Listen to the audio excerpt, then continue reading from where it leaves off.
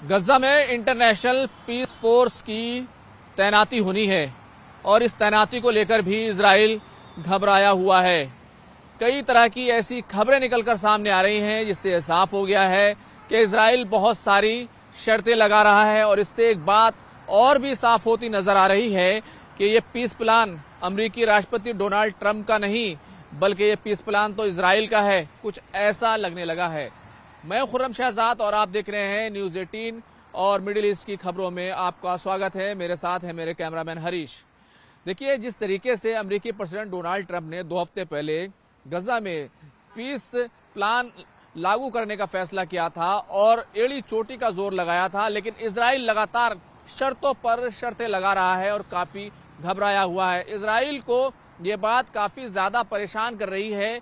एक तो हमास ने अभी तक इस बात पर सहमति नहीं दी है, उसने इत्तेफाक नहीं किया है कि वो हथियार डाल देगा और किसी दूसरे ग्रुप को गजा का नियंत्रण, उसका कंट्रोल दे दिया जाएगा। हालांकि पीस प्लान में ये बात पूरे तौर से साफ की गई थी, लेकिन अभी तक हमास ने इस पर इत्तेफाक नहीं किया है और इसका प्रोसेस नहीं दिया है, बल्कि हमास ने तो कई तरह की पहले ही कई शर्तें लगा दी थी कि कोई बाहर का बैरूनी ताकत जो है, जो कोई भी दूसरी पावर है, वो गजा को, फलस्तीन को कंट्रोल नहीं करेगी। इस तरह की शर्त हमास लगा रहा था। हालांकि तमाम बातें जो है वो उस पीस प्लान में क्लियर थी जिस पर हमास ने इत्तेफाक किया था, सहमति दी थी। अब आते हैं इजराइल पर। इजराइल क्यों घबराया हुआ है? दरअसल इंटरनेशनल सिक्योरिटी पीस फोर्स जो गजा के और फलस्तीन के इलाके में जिसको तैनात किया जाना है, उसको लेकर इजराइल ये कह रहा है कि ये हम तय करेंगे कि उस पीस फोर्स के अंदर किस किस देश के सैनिक होंगे। जबकि अमेरिका ने पूरे तौर से यह साफ कर दिया है, प्लान हमारा है पर हम अपने सैनिक, अपने फौजी इस पीस प्लान के लिए फलस्तीन में नहीं भेजेंगे। यानी कि किसी भी तरह की कोई गड़बड़ी होती है, कोई नई चीज शुरू होती है, तो उससे अमेरिका पूरे तौर से पल्ला झाड़ने के लिए तैयार बैठा हुआ है।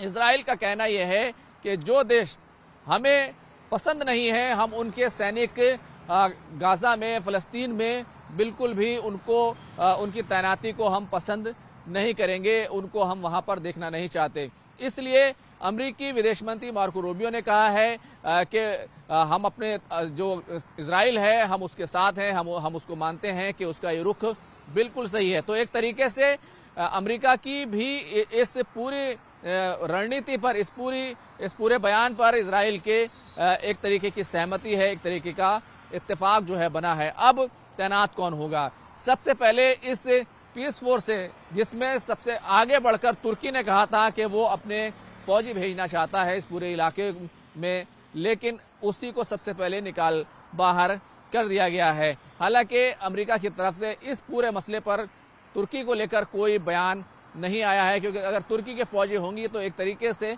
नेटो जो है वो फलस्तीन के अंदर मौजूद रहेगा और तुर्की के फौजियों पर हमला होता है तो नेटो को भी उसका पक्ष लेना पड़ेगा। तो फिलहाल तुर्की के जो प्रेसिडेंट है रजब तैयब अर्दगान, उन्होंने काफी ज्यादा दिलचस्पी इस मामले को लेकर दिखाई थी, लेकिन तुर्की को सबसे पहले बाहर किया गया है। पाकिस्तान का तो नाम ही नहीं लिया जा रहा है।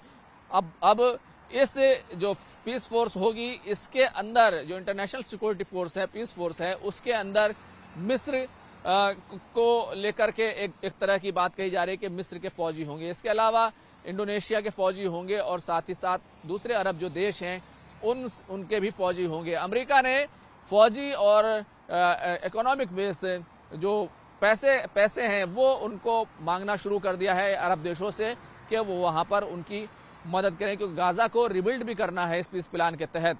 अब आप देखिए कि इजराइल जो है ये तय कर रहा है कि फलस्तीन के अंदर क्या होगा। हालांकि इससे पहले अब 1948 के बाद से इजराइल का एक तरीके से फलस्तीन पर पूरा कंट्रोल रहा है। 1967 के बाद से तो गाजा पट्टी और साथ ही साथ वेस्ट बैंक का जो पूरा इलाका है वहां पर इजराइल का ही कंट्रोल है।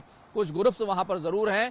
हमास ने गाजा पट्टी पर जब से वहां पर कंट्रोल हासिल किया था तब से उसकी नाकाबंदी कर दी गई थी और हर तरफ से जो है दुनिया से उसको काट दिया गया था। इसीलिए गाजा को कहा जाने लगा था ये तो खुली जेल है और लगातार जो है इजराइल के साथ रॉकेट्स का जो है एक टकराव जो है हमास की तरफ से देखने में लगातार आता रहा, इंतफादा हुआ, तमाम चीज़ें जो है वो होती रहीं।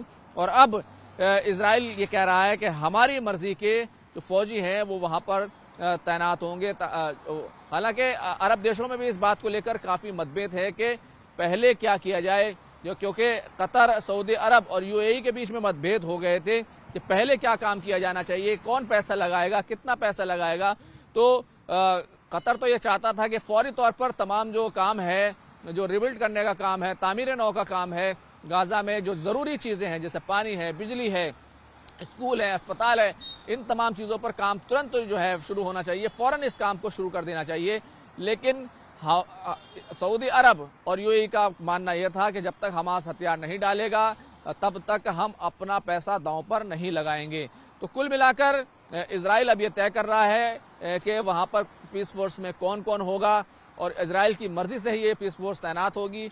अगर कोई गड़बड़ होती है या फिर से दोबारा से कोई ग्रुप फिर से जंग की शुरुआत करता है तो अमेरिका तो फौरी तौर पर इससे बाहर रहेगा, क्योंकि उसने साफ तौर पर कह दिया है कि हम अपने फौजी यहाँ पर भेजने वाले नहीं हैं। क्योंकि हालांकि ये प्लान जो है अमेरिका का है, अमेरिका को यहाँ पर देखना चाहिए।